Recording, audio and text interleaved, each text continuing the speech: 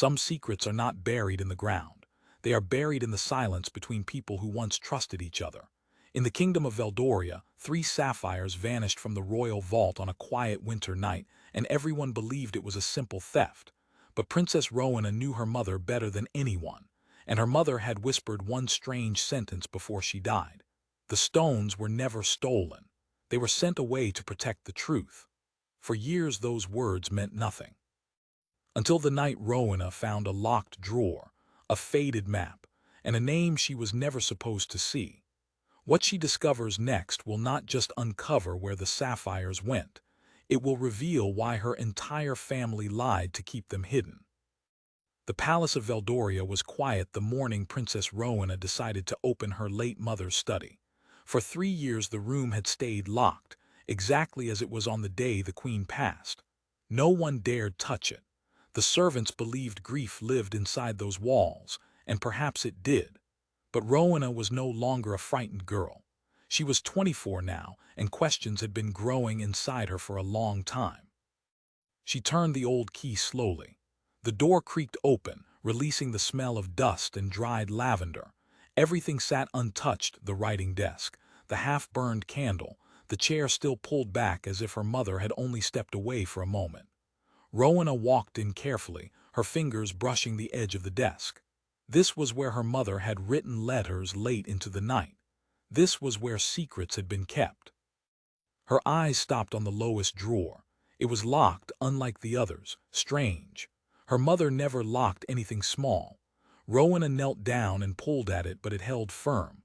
She searched the desk, lifting papers, checking the underside of the surface, until her hand found a tiny key taped beneath the drawer above it. Her heart began to beat faster. The lock clicked. Inside lay a single folded map, yellowed with age, and beneath it a letter sealed with her mother's personal mark, the silver swan of Veldoria. Rowena's breath caught. The seal had never been broken. She opened the map first. It showed the northern coast of the kingdom, far beyond the palace, ending at a place marked only with a small drawing of 3 stones. Sapphires. The very sapphires that had disappeared from the royal vault when Rowena was only a child. The whole kingdom had mourned that loss. Guards were dismissed. A servant was blamed and exiled. The story was closed forever. But here, in her mother's own hand, was proof that the story had never been true. Rowena's fingers trembled as she reached for the letter. Whatever her mother had hidden, she had hidden it deliberately, locked away, waiting. Waiting, perhaps, for the one person brave enough to come looking. Rowena closed her eyes, then slowly broke the silver seal. The letter was short, but every word pressed against Rowena's chest like cold stone. Her mother had written it in careful, steady handwriting, as though she had known someone would read it one day. My dear child, if you are reading this, then I am gone, and the truth is now yours to carry. The sapphires were never stolen. I sent them away myself. What I did to protect this family and to protect you. Rowena read the lines again, unable to believe them. Her mother, the gentle queen who wept at the loss of those very stones, had been the one to send them away. It made no sense. The whole kingdom had watched her grieve. Nobles had comforted her. A servant named Aldrich had lost everything, exiled for a crime he did not commit. That name struck Rowena like a slap. Aldrich. She had been young, but she remembered him, a quiet man with kind eyes who once carved her a wooden bird when she was sick. He had vanished from the palace in disgrace, and no one ever spoke of him again. She kept reading, her hands unsteady. Her mother wrote of a threat that had crept into the court years ago, powerful men who wanted the sapphires not for their beauty, but for what they represented. The 3 stones were not ordinary jewels. They were proof of a royal promise, a binding oath sealed generations ago between Veldoria and a neighboring land. Whoever held the sapphires held the power to claim a debt so great it could break the kingdom apart. The queen had discovered a plot. Certain nobles planned to seize the stones and use them to force the crown into surrender. So she made a choice no one expected. Before they could act, she removed the sapphires herself and sent them far away, hidden where no greedy hand could reach. Then she staged the theft, letting the world believe the jewels were simply gone. But she needed someone she could trust to carry them north. Someone loyal, humble, unnoticed. She chose Aldrich. Rowena's throat tightened. The man had not stolen anything. He had obeyed his queen, then taken the blame to keep her secret safe. His exile was not punishment, it was sacrifice. The letter ended with a final, aching line. I could not clear his name without revealing everything. Forgive me for the burden I placed on him and now on you. Find him, Rowena. Make it right. The stones await at their secret destination, and only he knows the way. Rowena lowered the letter, her eyes wet. For years she had believed one story. Now the truth had turned it upside down. Somewhere beyond the kingdom, an innocent man carried a secret that had cost him his home, and her mother's last wish was for her to find him. Rowena told no one. She could not, for she did not yet know whom to trust. If nobles within the court had once plotted to seize the sapphires, some of them might still be alive, still watching, still waiting.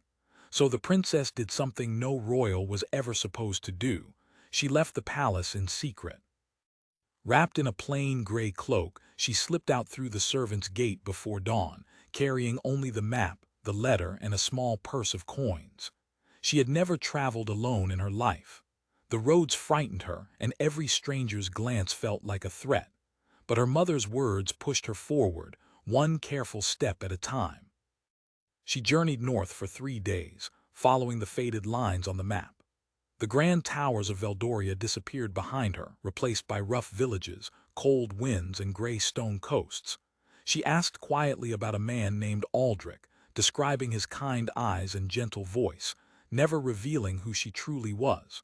Most people shook their heads, but in a small fishing town at the edge of the sea, an old woman paused when she heard the name. Aldrich the woodcarver, the woman said slowly.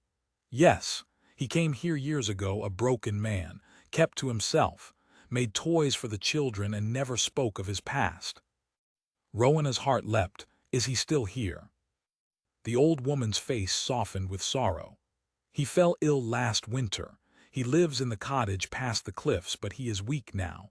Not long for this world, I fear. Rowena ran. She did not care how it looked. She followed the narrow path along the cliffs until she reached a small, weathered cottage overlooking the sea. Her hands shook as she knocked. When the door opened, she saw him, older, thinner, his hair gray and his frame frail.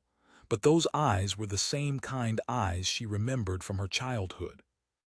Aldrich stared at her and slowly his lips parted. You have her face, he whispered, the queen's face. Rowena's tears came before her words. She sent me. My mother sent me. I know the truth now, Aldrich. I know what you did for her, for all of us. The old man's legs weakened and she caught him, helping him to a chair by the fire. For a long moment neither spoke. Then Aldrich began to weep quietly, years of silence breaking apart at last. I never blamed her, he said.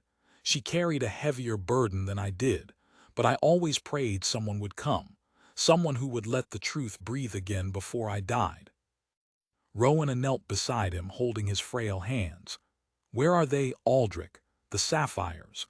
My mother said only you know the way to their secret destination. The old man looked toward the sea, a faint smile crossing his tired face. They are closer than you think, child, but reaching them will ask one last thing of you. Aldrich rose slowly, refusing Rowena's help, as though pride still lived somewhere in his frail body. He led her out of the cottage and down a hidden path behind the cliffs, one no traveler would ever notice. The sea roared below them and the wind pulled at Rowena's cloak, but she followed without hesitation. They came to a cave mouth half buried in stone. The queen chose this place herself, Aldrich said, his voice thin against the wind. No map leads directly here, only memory. That is why the secret held for so long. Inside, the old man lit a lantern with trembling hands. The light revealed a small stone chamber, dry and hidden from the world.